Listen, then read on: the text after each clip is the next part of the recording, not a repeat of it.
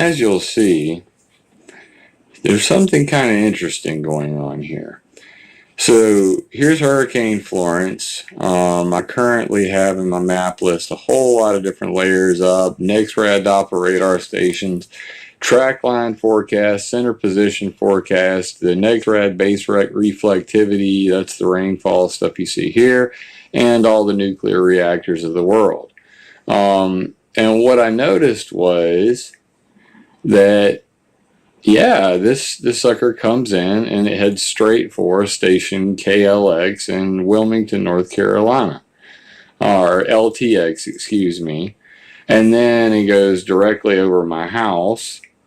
As you can see here, I live in Sumter, South Carolina. So then it goes and makes a turn right here and heads up here to the next NEXRAD station, which is in Columbia. And that is NEXRAD station GSP, and then it makes a hard right. And then it heads up here between stations JKL and RLX and makes another right. And wouldn't you know it, it continues on up here, passing by NEXRAD station after NEXRAD station. So just a very strong coincidence.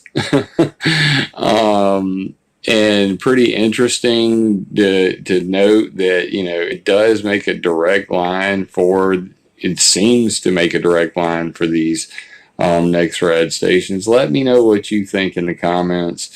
I just had to point it out. It struck me as odd. And as you can see right here is the Brunswick nuclear power plant. For those who don't know, Duke Energy has shut that nuclear power plant down. Bravo to them. Normally I have to cover these sorts of things and show, you know, that these nuclear power plants are becoming underwater during these events, but luckily they've shut this one down using their brains there. And but it's got a couple more nuclear power plants it's going to blow by, as you can see over here.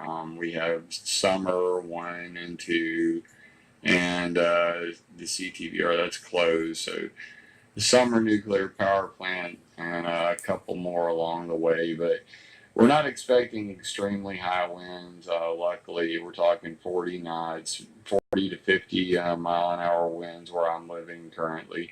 So I shouldn't have to deal with too much. As we can see over here, this is what Florence currently looks like.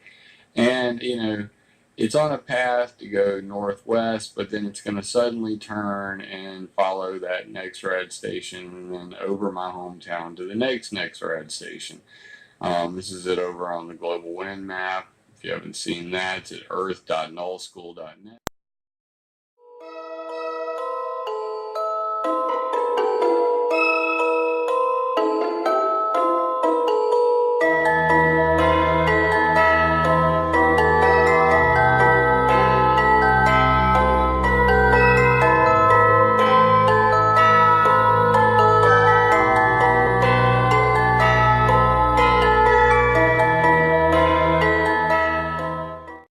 It's going down. Like right now, you can see all the NEXRAD. They're off. We just seen one of them beams over here in Kansas. We were talking about the searchlight mode. Now, this storm has been 100% manipulated from the get-go. Rance Smith over on Facebook, he documented them actually forming this hurricane.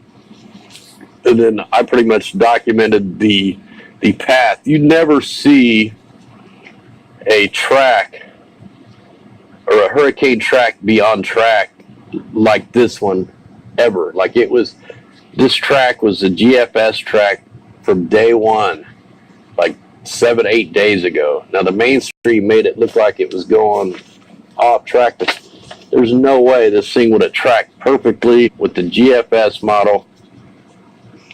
And they knew it was going to be a rain event. We watched them spray the crap out of the west side of this when it got to land. And I'm thinking they probably sprayed it with the black suit because that slows the storm down. I mean, this thing is just stopped. I mean, it's just sitting there and it's going to flood and flood and flood.